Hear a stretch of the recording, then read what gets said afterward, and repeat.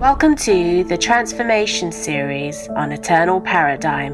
In this series, you will hear stories from people who have transformed their lives. Have you worked out what your life's purpose is yet? What makes you tick? Are you living a fulfilled life? What is your calling? Are you actually listening? Meditation itself teaches you how to be graceful with yourself, even in wanting to have good habits and meditate. It feels like I've just got a new superpower or something. When meditation works because it gives you control of your mind. What we see all around us, the table, your laptop, your phone, everything all around you begins in your mind. Welcome to the Eternal Paradigm Transformation series. Hi, welcome to the second episode of the Transformation series. I hope you're enjoying your journey to find you. It's a double whammy this month as there are 2 episodes a week. So remember, before I go on into what the episode is about, remember to follow me on socials. Subscribe to the Eternal Paradigm podcast, which is available on all podcast platforms. And also keep your comments, feedback, and reflections coming to me. I absolutely love hearing from you guys. And it's amazing to hear that the value that you're getting just from hearing these stories of the heroes that live among us. This episode is an exploration of meditation as a transformative practice. You may have seen things on YouTube. I know there have been some incredibly high-profile celebrities who have talked about this on their podcasts. There are YouTube channels where other celebrities have kind of come along and spoken to people who have said that meditation has absolutely transformed their lives and even turned them around from the brink of wanting to end their lives. Now, that's a very difficult place to be in. I know it. I've seen it. I've been there. Just to give you a bit of a heads up, I discovered meditation. Well, I've known of meditation all my life, really. But I really discovered it, truly discovered it, about 18 years ago. And I've since had an on and off relationship with it. Although over the last 5 years, I have become much more focused in my practice. And in the last 2 years, I can say I am basically in my Zen zone pretty much for most of the day. And that's just how it is. So I practice yogic breathing principles combined with various types of meditative practice. And these don't only help me with, or have helped me with stress, anxiety. There have been significant kind of changes in my health as a result of a holistic approach, which has been almost like combined with these breathing principles and meditative practice. The value has been incredibly, incredibly important to me because it hasn't only helped with my lifelong affliction with depression, but it's also helped me connect to my body and help me help my body heal. In this episode, I am so excited to be able to give you a snippet, like insight into a conversation I've had with 2 of these amazing people who I met during this pandemic. And we've only actually spoken to each other virtually, but it was one of the coolest conversations I had. And I was just so happy and privileged to be able to be in this space to connect with these 2 amazing individuals. And I mean, we're so different. And that's what I loved about it, is we're so different and our kind of experiences are so different. Our take is so different. But ultimately, the kind of principles, the essential values of who we are and where we see ourselves, that was so connected. And I was kind of blown away by this. So my 2 fellow amazing podcasters who have both got a transformative story to tell. So author and podcast expert Anthony Nwaneri and Trish the Dish, who's the host and creator of the brilliant podcast Gen X Voice. And they joined me in this exploration, which I am so grateful to them. And I'm so excited to be able to share this with you. So Trish, you will hear, has been meditating for well over kind of 20 years. Anthony started his journey April 2020. So we're at a stage globally, locally, regionally in the UK, where reflection is a very useful tool right now. It's very easy to become overcome with pressures, stress, anxiety of all of the outside factors, the outside events really that are happening that are well beyond our control. We know what we have and we know what we can control. And ultimately, that's what humans are designed for, to know that, to live with that knowing. We like to become almost like too big for our boots, and that causes a whole host of problems. I agree that potentially meditative practice, as we kind of know it in the way that it's become known, is not for everybody. But that's what's so unique and special and amazing about it, is that meditation is almost like unique to you now. And you will have heard in my conversation with the amazing Amanda, where she talks about her son Harrison, and we talk about her connection with spirituality. She talks about looking at meditation, but on reflection in that conversation, one of the questions I asked her was, have you not already been meditating? Because you've spent so much time reflecting, and meditation is, in some instances, a form of reflection. It's also an incredibly helpful tool to clean up the noise in your head, where you become the master of your head again. So the other thing is meditation has so many health benefits. I know this myself. I am one of these people who has implemented meditation and yogic breathing practices, not actually yoga, can I just add, into my daily life. And I have seen the health benefits of this. I know many people around me who practice this all the time. I mean, we haven't been studied scientifically, but I have read the scientific papers, and I'm sure you have too, that tell us that now meditation in itself is backed up by scientific research. However, it does take practice. It does take perseverance. Forgiving yourself is absolutely critical, and it takes a little bit of discipline. So the dictionary definition of meditation, yes, I have to go to the dictionary definition on this one, because like I said, it has so many different meanings. And in the conversation, you'll hear Trish, who knows everything. I mean, everything about different types of meditation. You know, she kind of dips in and out of this. But ultimately, meditation, the act of meditation, is a continued or extended thought, reflection, contemplation. We also touch on transcendental meditation, which is another thing that's actually referred to in the dictionary. You know, meditation also takes place in the form of kind of religious contemplation or spiritual introspection. And so that's what the dictionary says. Just to add, meditation comes in many different forms, and it can be practiced in a way that suits you. What meditation has allowed me to do has been incredibly helpful to me. And now you'll hear more about Trish and Anthony's experience too. When did you discover meditation as a practice, or meditation as a discipline? Trish, I'm going to throw that one to you first, if that's okay. Okay. Well, first of all, it is so nice to speak to you, Army and Anthony. I'm Trish, the Dish from the Gen X Voice podcast, and just super excited to have an opportunity to talk about my journey with meditation, because it has been a part of my life since 1994. So giving a little out of the bag there of how old I am. Obviously, if I'm Gen X, though, but I'm just super excited to kind of talk to you about that. I'm going to try to keep it, because it is such a story of my journey. I'm glad that you're gearing it down to like, how did I discover it? So I'm going to try to be as quick answered. So in 1994, I went to college in Flagstaff, Arizona, and I encourage everyone to Google that after this podcast. It's beautiful. There's this huge mountain peak. Well, one of the only parts of Arizona that gets snow, and has the largest ponderosa pine forest in the world. It is not anything like you think of Arizona. It is just forest and beautiful and cool and snow, 100 inches of snow a year, actually. And I had a pretty traumatic childhood.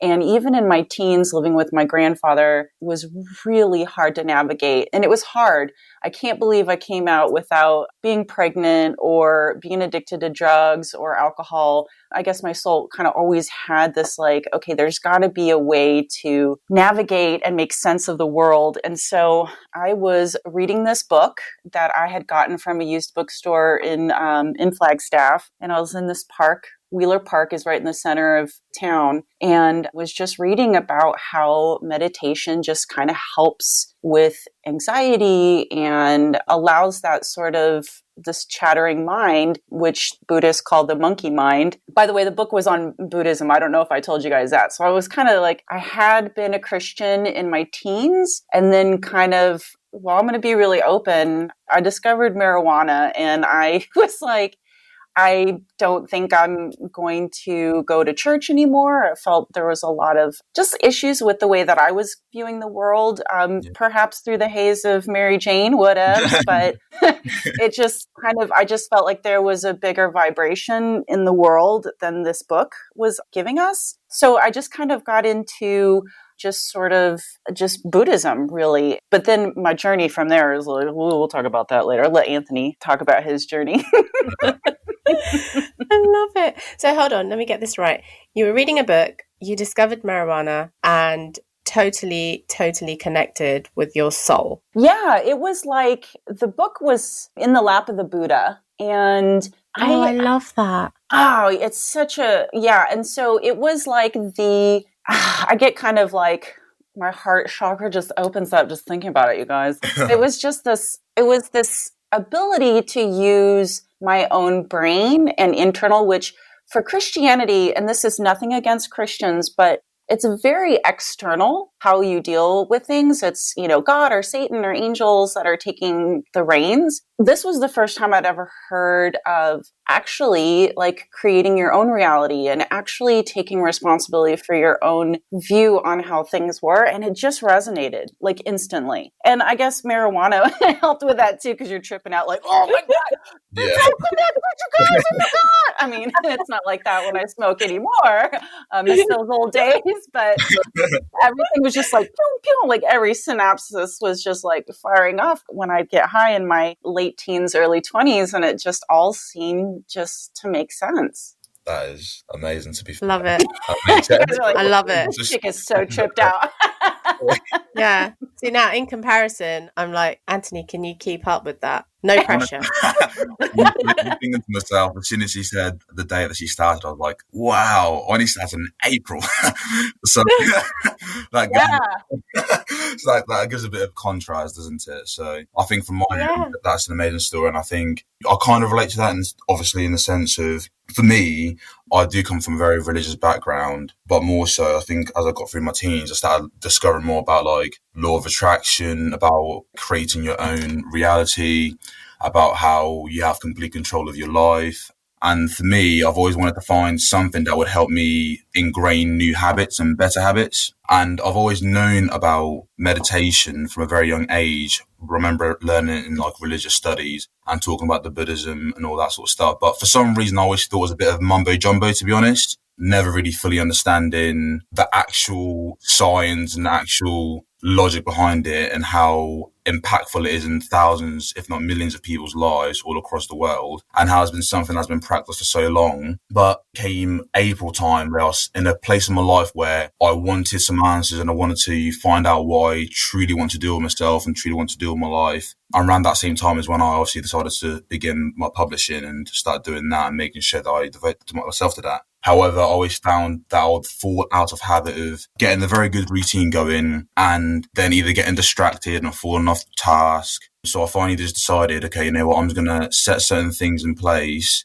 to almost guarantee that I will always stick to new habits and stick to the new lifestyle that I want for myself. And I then discovered properly about meditating. Well, I just literally just typed on YouTube, guided meditation, and it was a video of Alan Watts. And he just spoke about meditation in a very, I love him. Honestly, in a very way that I haven't heard someone speak about before, and everything that he said made so much sense to me that I just thought, you know what, I'm going to give this a go and I'm going to try it. And I'm sure both of you would have this happen as well. When I first started trying it, I would first build some momentum, so I'll do like 3 days a week and then I'll fall off track. But then it would just keeping on going back to it again and again. And then I'll try again. I'll be consistent. Maybe like for 2 weeks I do it and then I fall off. And then I'm having to write it down on my notepad to remind myself. But over time, I think I just just instilled in my brain to let it know that this is a habit that I want to form and this is something that I want to be part of my life. So over time, as a month went by, I found a way to integrate it in my life now at a point where it is now a habit that I have and I haven't got to think about it or write it down. I just know it's something that I'm going to do at some point during the day. And I'm very grateful to be at this point that I am now, because I know that a lot of people will try to meditate and will try to integrate it into their lives, and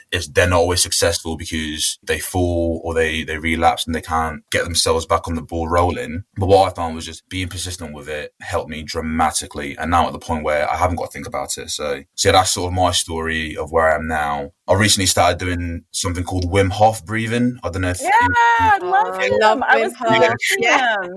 I think Oh yes, totally. All there with the cold showers too, man. Yeah, I yeah. love Wim. Yeah. Yes, got to do those. Oh my gosh. He is he's a total legend. Yeah, he is an absolute legend. So yeah, cool. I love a bit of Wim. Excellent. Can I just say something though, really quick to what Anthony was saying about having been a meditator since 1994? I can totally relate with what you were saying, Anthony, about how you would do it for like 3 days and then not do it for a while. I mean, this is the reality of meditation. It's just like being inside of a meditation. The more that you practice getting back to your breath or back to the present moment and not getting carried away by the monkey mind and the chatters and the rabbit holes, it's exactly like that with meditation for me. The more that I go, and I give myself a lot of grace, right? So like the more that I miss it or I don't do it, I tell myself, okay, well, we'll get back to it. Yeah. And then lo and behold, it's a part of my life for like 6 months or 3 months. And then maybe it peters off and, but you give yourself grace. And that's the beauty of meditation, is that even meditation itself teaches you how to be graceful with yourself, even in wanting to have good habits and meditate. Absolutely, honestly, that's absolutely so true. Absolutely. Definitely. I'm so glad I decided to start doing it and actually just take action and stick at it, because the difference I see in terms of how I process my thoughts and how I react to certain situations is mind blowing. It's honestly, it feels like I've got a new superpower or something. Like, it makes you feel a lot more in control. And what I've noticed recently is I've noticed just how much we play random moments or like random situations and scenarios in our lives about, oh, that argument, I wish I said this. And because of meditating, I now find myself being able to realize what's going on a lot faster, and then just realize like, oh, I've been here before. This is a random thought. It's not going to add much to me. So let me move my mind onto the next thing and think about what am I going to do in my day? What can I do this present moment to help myself?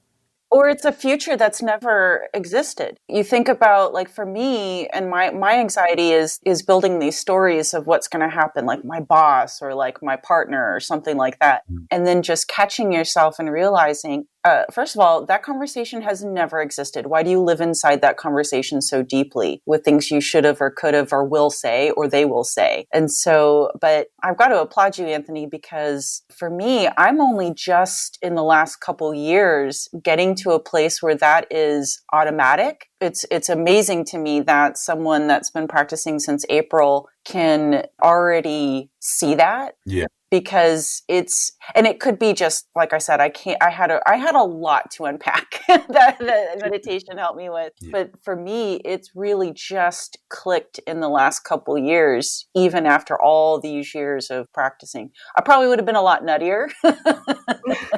Nuttier is good. Nuttier is definitely good. But I totally agree with what you're saying, Trish, because in terms of being able to, it's almost like meditation is like a superpower, exactly like you said, Anthony, and it slows you down in that moment to stop, pause, reflect, and process it in a totally different way to what you would have done. And it's almost like separating emotion, action, consequence into so small parts, you know? So and it does kind of feel like that. Like, you know what you're saying, Trish, about your anxieties? Again, it is that was totally me. Oh, but what if? Oh my God, but what's going to happen? You know? Mm-hmm. And just by confirming and reconfirming to myself that this is a practice that is for me, it's right for me, was one of the best things that I do for myself.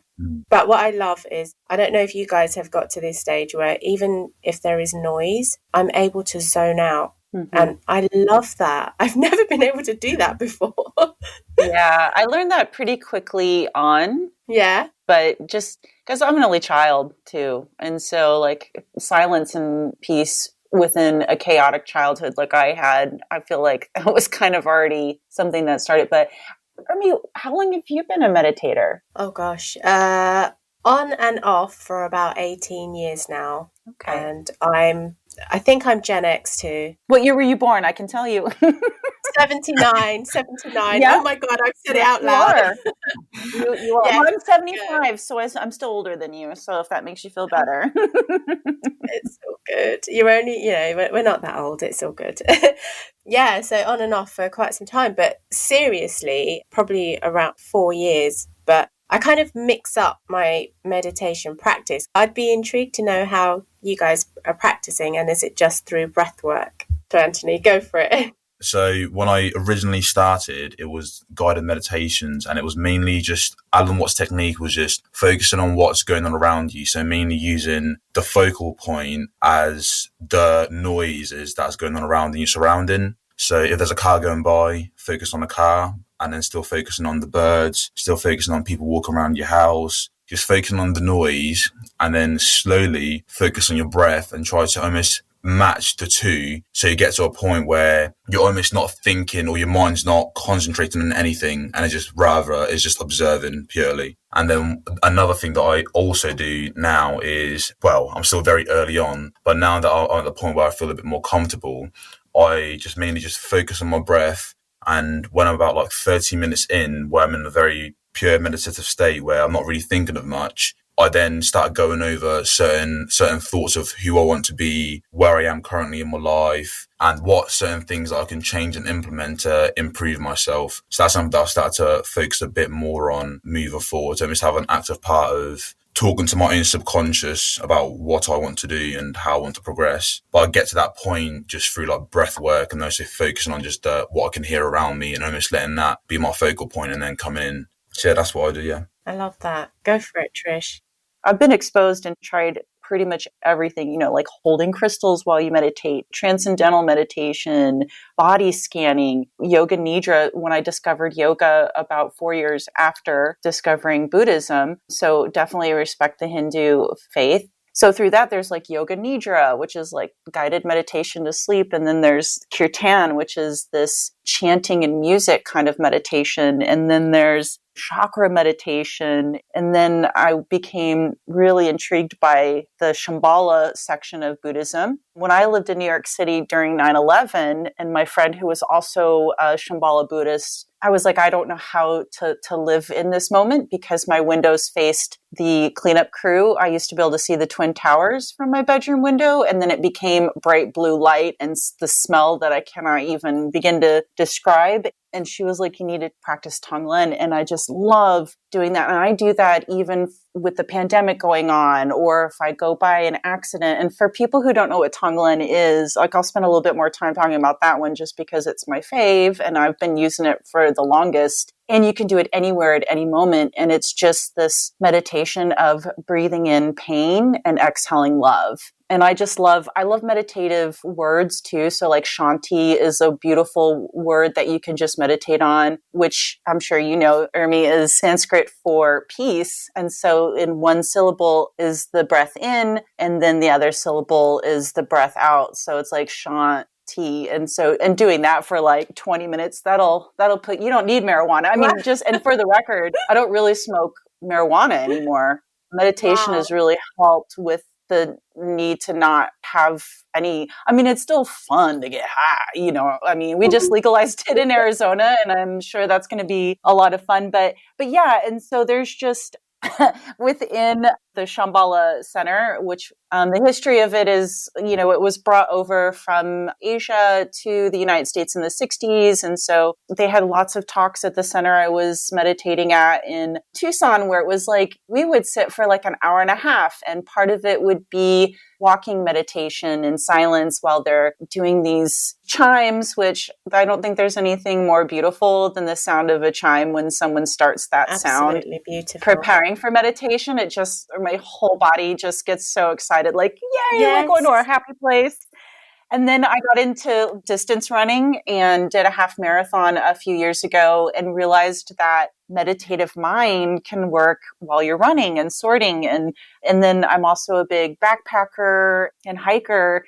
And some of the crazy stuff I've done with a 35-pound pack up the side of mountains and things like, really steep cliffs that that is going to take you an hour to hike up out of a canyon, like meditation, that meditative mind just really helps with that. So I don't know. And then, so for me, it's kind of a blend of all of that, right? So like every single piece of all of that can work. And Anthony, thinking about what you want to be. And then I love to journal when I come out of meditation sometimes, but also recognizing that no matter where I am in the world, and like I used to be on the subway in New York City doing Tonglen, no one knows what I'm doing, and I'm sitting there in just complete and utter peace. And so it helps deal with problems with your partner, or like at work. Again, I'm not like perfect at this. Just 2 years ago, it really clicked, like a permanent click. But the past 26 years or so, I've had these sort of instances of moments that I can pinpoint that were like, yeah, that's because I've been meditating for all these years.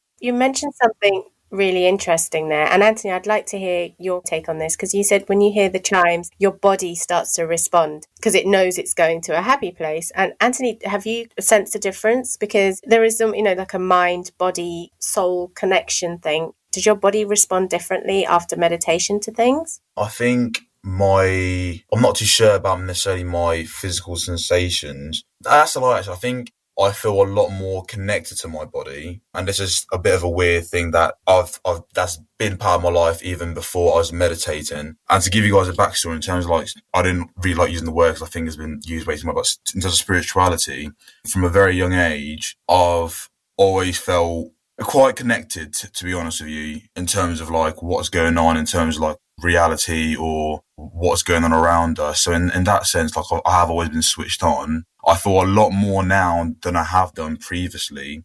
And I think it is using meditation. I think I feel a lot more present. But in terms of when I actually meditate, I've had like a couple of times, but not all the time, a couple of times where I do have like some body sensations when my body has gone numb, like completely, and it happens quite frequently. And I'm sure both of you would have like experienced that during your sessions as well.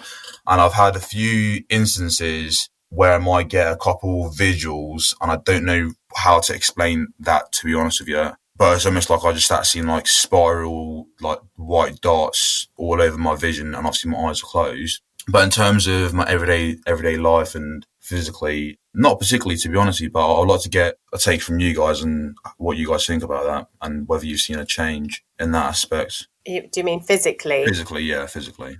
Yes. And so just to add, so Trish, you talked a lot about things that you've been able to physically do with a meditative mind. And so my take on this is about probably 15 years ago now, there's a yoga teacher called Ramdevji, and he came over to the UK. And I had my first lesson in actual yoga meditation through breath work. And that transformed my life. Like, it transformed my breathing, because I went from being quite severely asthmatic to no longer needing an inhaler or any type of steroid. And that was my first aha moment where it was like, I can heal myself. And then after that, life got in the way.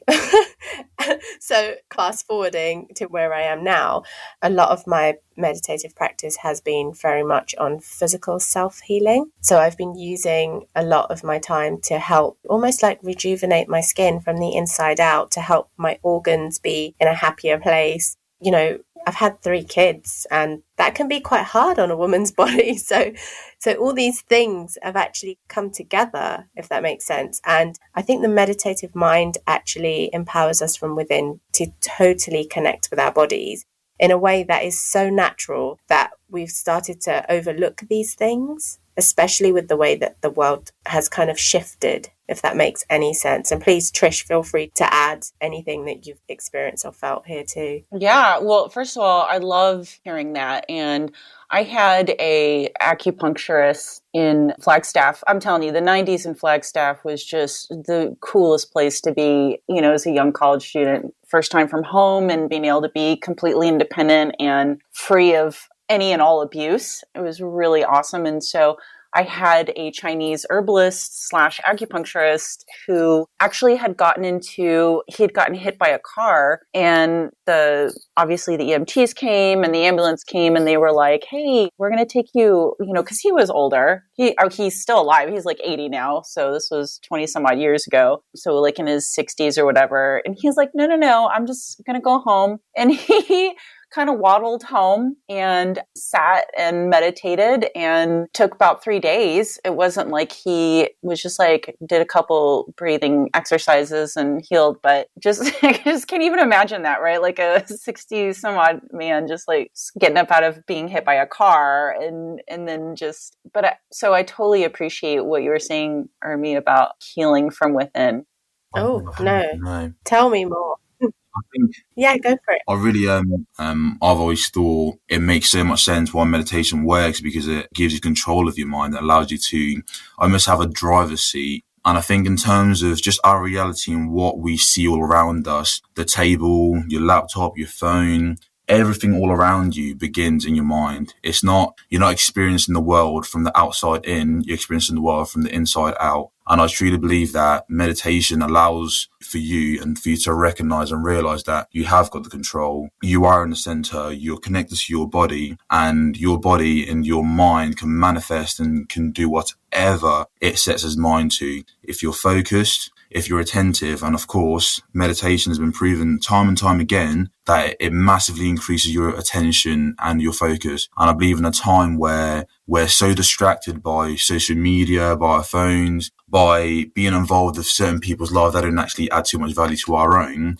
it's very important to be able to focus your mind on certain objectives and a certain task that you set yourself. And I think for me, having that understanding and obviously knowing what I want to do with the publishing and the podcasting community, having that focus and using meditation to allow me to have that focus has been something that I'm forever grateful for. And it's honestly absolutely amazing, because more now than ever, as the day goes by, I feel more and more control of my life and where I want to go. And it's something that I wish more people would be open to, because I know that people would like to have that in their lives. But I feel like people, unfortunately, there's a bit of a taboo in the Western society. It's a lot more accepted now, but there's still a bit of taboo. If I mentioned, would you do some meditation to a friend, they might be a bit skeptical. I think it's all this voodoo and doesn't really mean or doesn't really have too much of an impact on one's life. And it's just almost having that shift of perspective and recognizing that there are various different ways and very different techniques which people can use to help themselves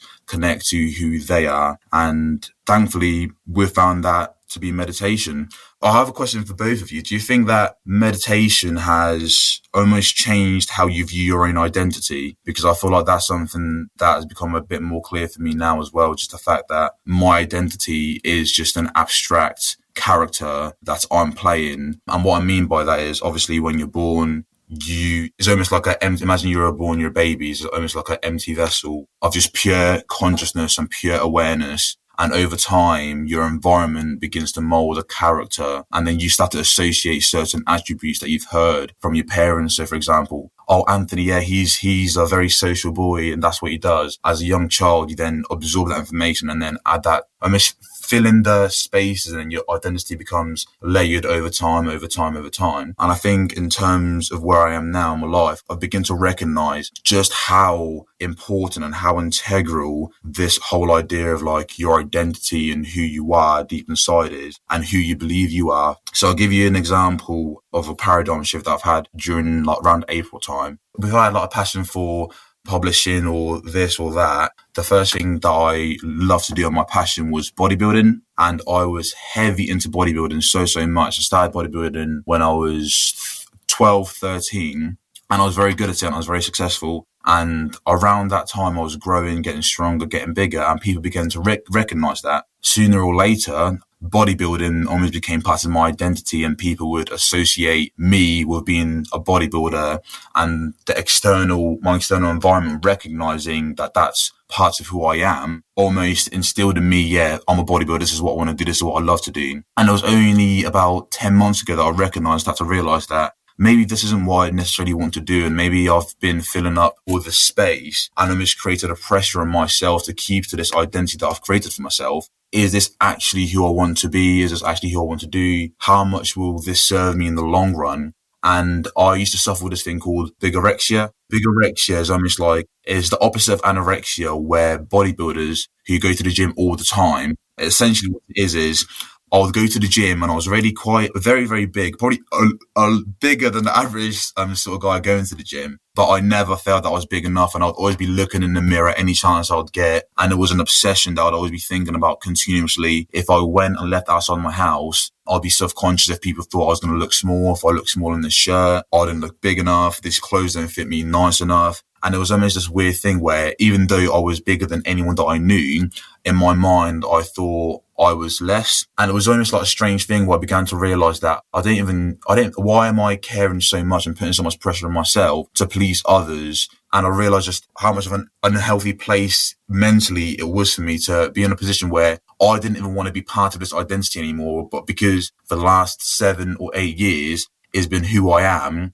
I was scared to leave that behind and try to almost redefine who I am as a human being and who I believe that I am. And I feel like I'm going on a bit of a tangent, but my whole point with that was just the fact that I'm now at a point where I don't bodybuild. I still go to the gym and I still train, but I've almost left that identity behind and I've now focused my mind on somewhere else. And I believe that doing meditation helped me let go of my old identity and almost forge and create one that truly serves me. I'm just curious, just because obviously both of you have been meditating for such a long time, what is, in terms of the deeper state of meditation? So I think, Trish, you mentioned that you had a single experience that almost changed. Like there was a significant point where you felt different and like, I remember it was like your physical sensations, but I just wanted to get a gauge on just what is, or how deep have you gone in terms of the meditative state, and what was the experience like for you? Because that always intrigues me.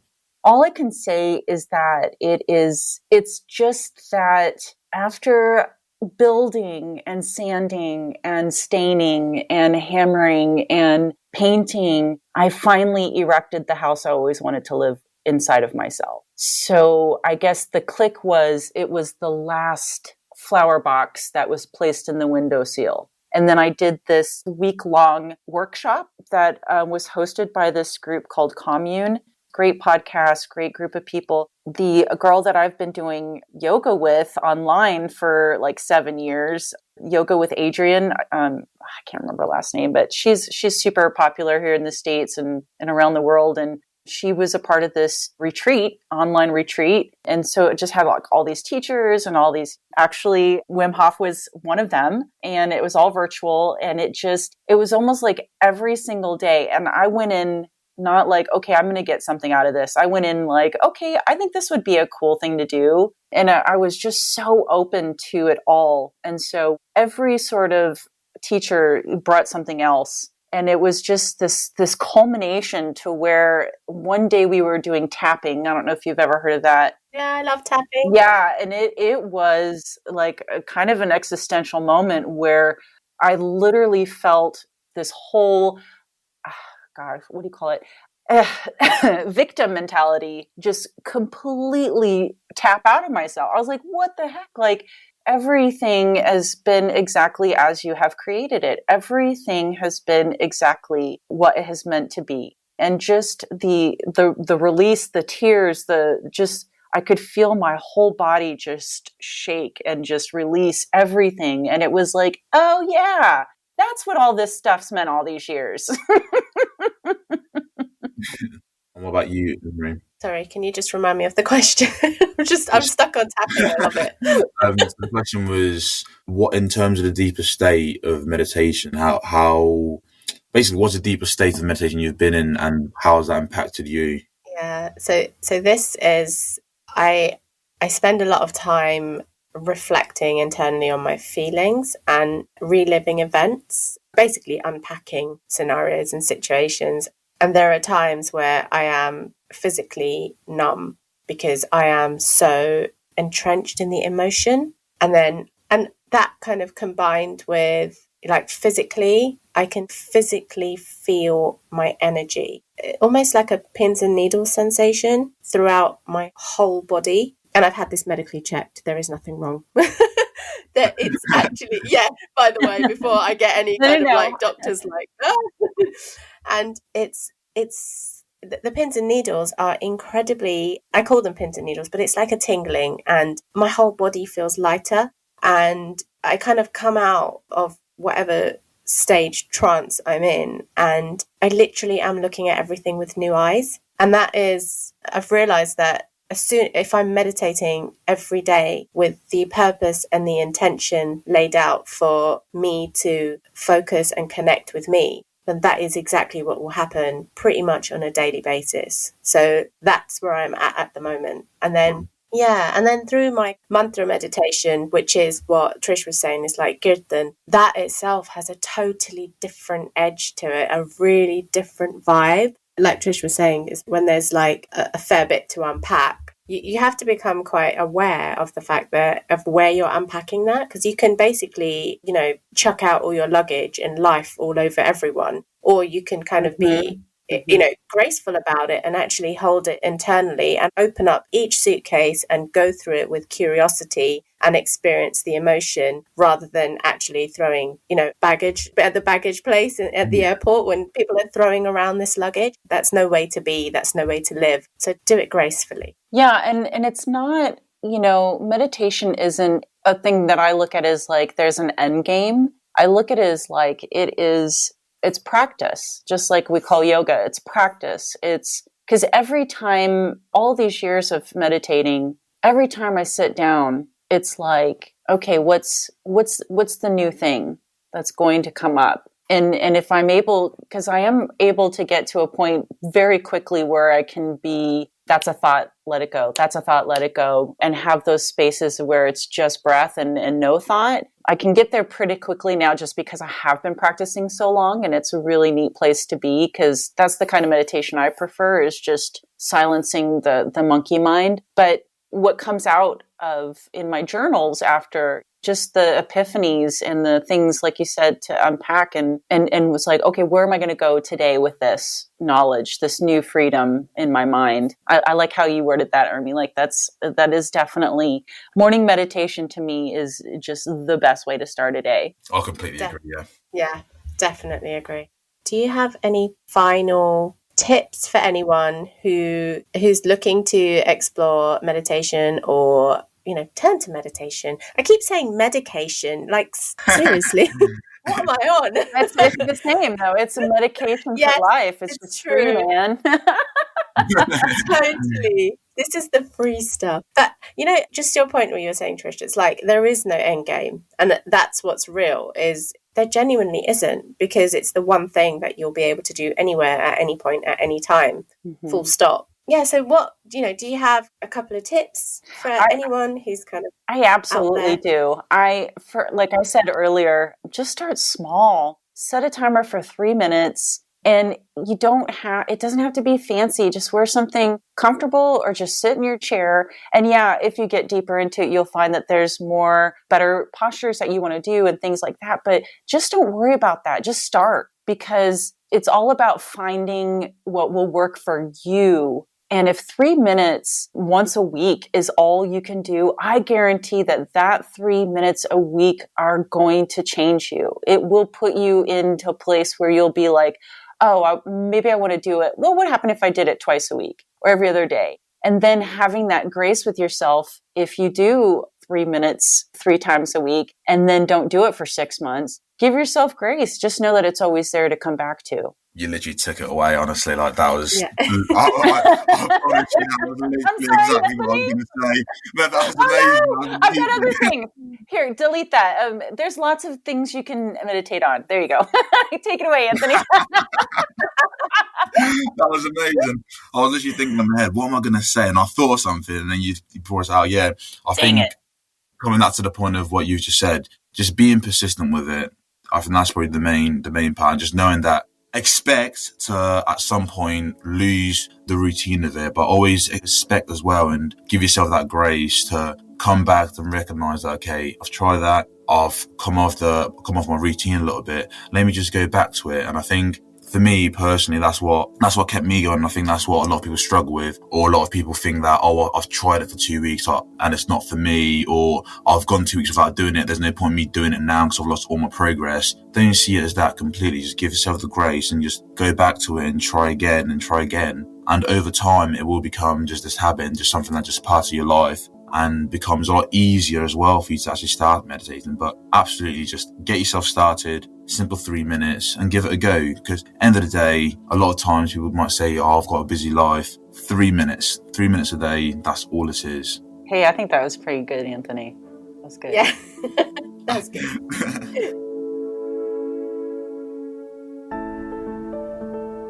Make sure you join us next week for a new episode on the Transformation series. Remember, finding you really does matter.